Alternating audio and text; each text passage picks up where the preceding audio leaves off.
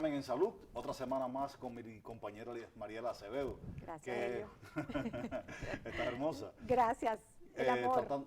Trayéndole a ustedes lo mejor o la información la más acertada posible sobre el estado de salud actual, tanto individual como social. Sí, como siempre, agradecidos a todos ustedes que siempre están pendientes de los temas que vamos a tratar acá, que son muchísimos, interesantes. Tenemos tela para cortar, pero de la buena. ¿Y cómo te has sentido, Mari? Muy bien, gracias a Dios, a pesar de todo, pero todo bien, gracias a Dios. Hay que darle gracias a Él un día más de vida, de que tenemos un equipo de trabajo que está dispuesto a dar siempre lo mejor de sí, y en eso estás tú incluido, porque a pesar de todo, seguimos adelante. Eso es cierto. Bueno, este programa sin ti prácticamente no existiera. No, y lo mismo puedo decir de ti. Laboralmente hablando, como lo decíamos en la revista, somos una pareja perfecta. Laboralmente hablando. No que, sí, para que después no haya por ahí nadie con celo, ¿verdad? Mi respeto a su señora esposa, maravillosa, a su familia, espectacular, porque no puedo decir lo contrario. Una persona muy comprensible, sabe lo que significa el trabajo. Bueno, pero como siempre, cuéntanos qué hay en las redes sociales de Examen en Salud. Bueno, Mari, tenemos las redes sociales en Examen en Salud, en Instagram, ya... No, eso siempre lo digo yo, pero quiero saber en cuánto ya vamos, porque cada día me das una cifra y a veces me asusta. Bueno, tenemos muchos seguidores, Mari. Fíjate que las personas nos han seguido, tenemos ya 900 seguidores en las redes sociales, en Instagram. Por eso digo que me asusta. En nuestra página de YouTube, y tenemos muchas sorpresas, porque este programa va a seguir hasta que los televidentes quieran. Es correcto. Como siempre, los comentarios, porque pueden seguirnos en la página de Bioscientific Laboratorio, los programas que siempre hacemos están colgados allí. Entonces, los comentarios que ustedes nos quieran hacer llegar, lo pueden hacer a través del correo electrónico examenensalud@gmail.com. Interactúan con nosotros a través del Instagram en Examen en Salud, y todo aquello que ustedes deseen saber, háganlo llegar a esos 3 puntos para que ustedes vean que nosotros le damos respuesta y buscamos los mejores temas para que ustedes también aprendan otras cosas que a lo mejor oyen por ahí pero desconocen su origen. No, y por aquí tenemos algunos temas que nos han sugerido. De hecho, siempre leemos las informaciones que nuestros queridos televidentes nos dan, no solamente por aquí, sino también en YouTube y al correo. Por ejemplo, aquí nos están pidiendo que hablemos sobre...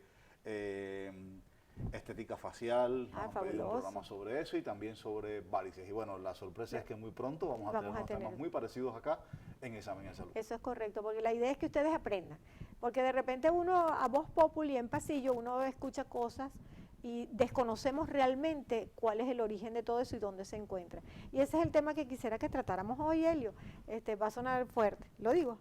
Bueno, dígalo pues. Bacterias asesinas. Ah, caramba. Sí, no es fácil, ¿verdad?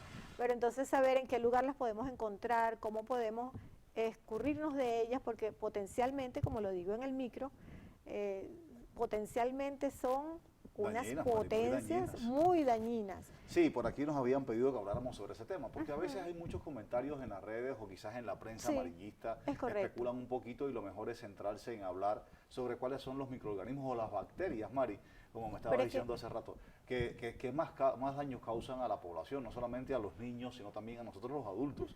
Ahorita todo el mundo está hablando de que los virus, porque conocemos que estamos en medio de una pandemia, pero también hay bacterias que se consideran como muy fuertes y como bastante dañinas. Yo los invito a ustedes, estimada audiencia, a ver el próximo micro. Es algo así. Me tocó la entrevista al doctor Helio Núñez, todo un personaje. Vamos a ver qué les parece. Qué me preguntaste, porque estaban difíciles las preguntas. Por favor. Me estabas preguntando sobre cuáles son las bacterias más peligrosas o asesinas, porque de ese tema nos han preguntado, de hecho, en las redes sociales acá en Examen en Salud.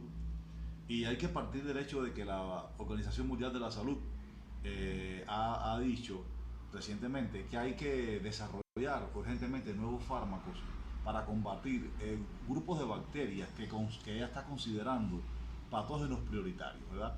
Y que realmente son una amenaza para la salud humana, porque ahora todos podemos quizás decir o pensar que solamente son los virus los que son una amenaza, por ejemplo, como el SARS-CoV, como también el H1N1, los virus que están atacando poblaciones en el Congo, que están atacando, por ejemplo, como el virus del Medio Oriente. Pero también hay bacterias que son muy peligrosas y la OMS, la Organización Mundial de la Salud, pues las ha definido como tal y nos está orientando a todos nosotros los médicos a estar alertas y estar combativos frente a ellas y a todos los daños nocivos que pueden producir. Por ejemplo, algunas de esas bacterias se han convertido en superbacterias mortales que son resistentes a muchos antibióticos, ¿verdad?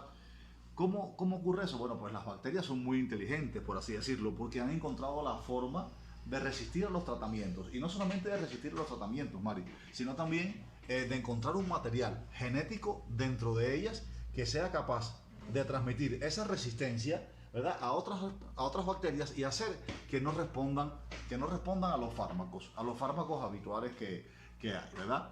Tenemos que siempre tener presente que los gobiernos, y eso lo hemos dicho otras veces aquí en el programa, los gobiernos necesitan invertir mucho en desarrollo, en investigación, ¿verdad?, para encontrar esos nuevos medicamentos que a tiempo puedan combatir esos microorganismos, ¿verdad? Porque no solamente se puede confiar en las fuerzas de los mercados, o sea, de las grandes farmacéuticas van a desarrollar medicamentos muchas veces según a su conveniencia, y eso lo sabemos todos. Pero no solamente podemos esperar por esa conveniencia o por ese mercado de las grandes farmacéuticas, sino también tenemos que incitar a los gobiernos que comiencen a producir antibióticos que sean capaces de combatir estas superbacterias que tanto daño están causando.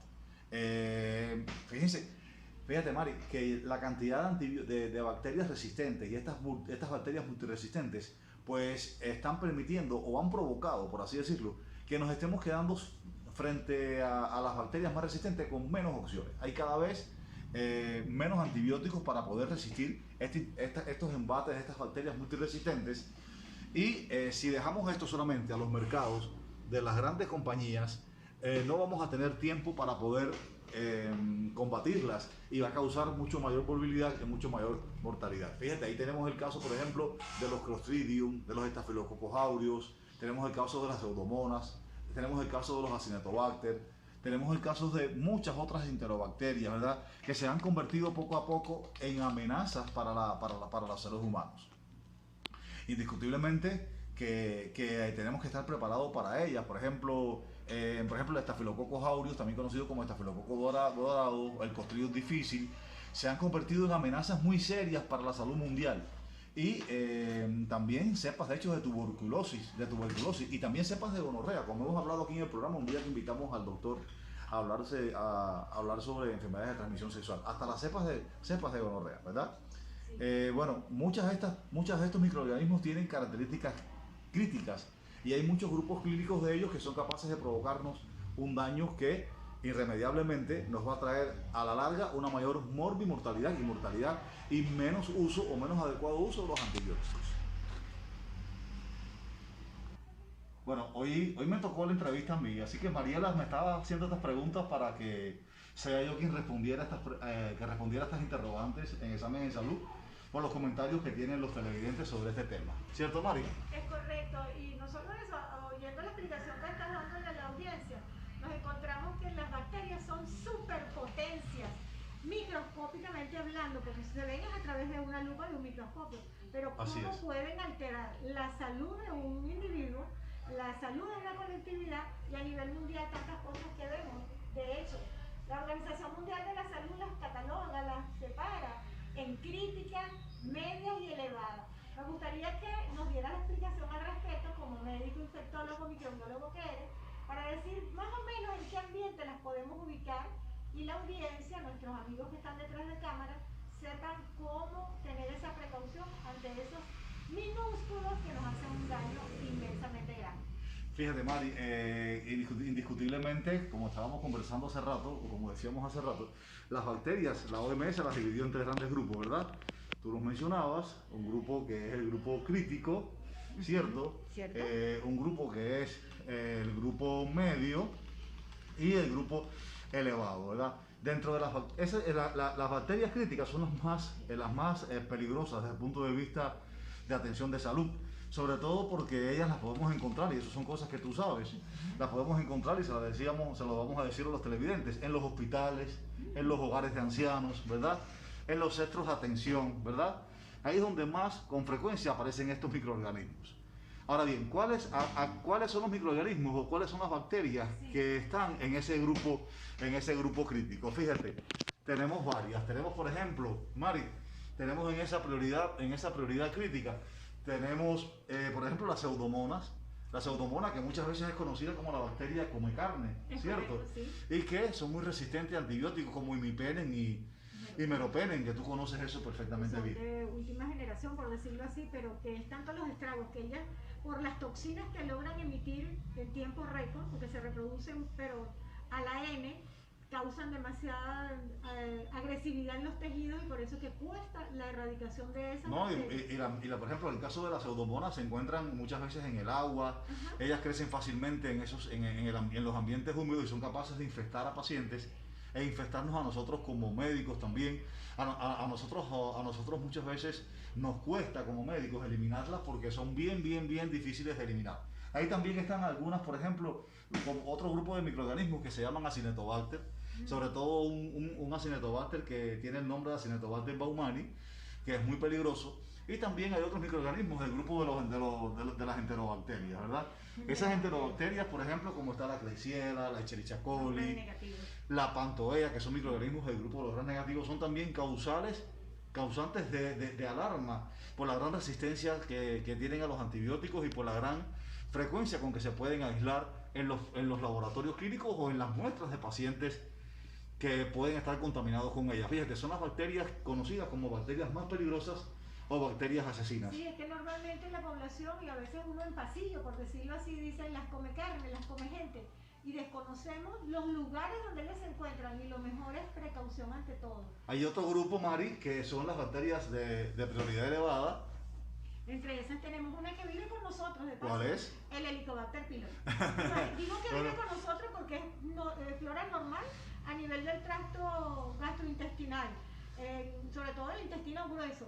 Pero si el ser humano da las condiciones necesarias, sencillamente él sube un poquito, se instala en las paredes del estómago y señores, ahí empezamos a ver. Claro, la persona se contamina cuando ingiere esos alimentos. Hay otras más, por ejemplo, como el Staphylococcus faecium, el Streptococcus fecalis, por ejemplo. También están, por ejemplo, los estafilococos que son coagulosa negativos. Todos ellos son microorganismos que son muy dañinos para la salud humana. Y en otro grupo, Mari, sí, en otro grupo que tenemos que son las menos frecuentes, ¿verdad? Pero que también están allí a la orden del día. Y gracias a Dios existen vacunas para ellas, porque desde niños nos vacunan, por ejemplo, contra el Haemophilus influenzae, Mari, contra el Streptococcus pneumoniae. Estamos hablando también inclusive de tuberculosis, que en estos momentos, o sea, a nivel mundial hablamos, se han convertido en enfermedades difíciles de erradicar. Y son enfermedades reemergentes, Mari, enfermedades reemergentes. Hace muchos años fueron eliminadas. De hecho, cuando yo estudiaba, se nos hablaba por allá y nos decían tuberculosis, se oía lejísimo. En la actualidad, muchos países de América Latina tienen esa tasa aumentada de tuberculosis, pero no es solamente la vacunación, es el tratamiento en sí, la disciplina que tiene que tener el paciente. Y la alta resistencia a los antibióticos. Sí, lo decías muy bien al principio, que los fármacos, la industria farmacéutica, los investigadores, la ciencia como tal, la Organización Mundial de la Salud, la Organización Panamericana de la Salud, tienen un trabajo arduo en estos instantes para poder controlar todas esas enfermedades y bajar al mínimo, porque el gasto social a nivel de cualquier estado es muy fuerte, es demasiado fuerte. Así es, Mari. ¿Qué te parece si hablamos un poquito más en el próximo tiempo de Examen en Salud? Y vamos al corte, identificamos al programa y regresamos. Sí, como siempre, en Examen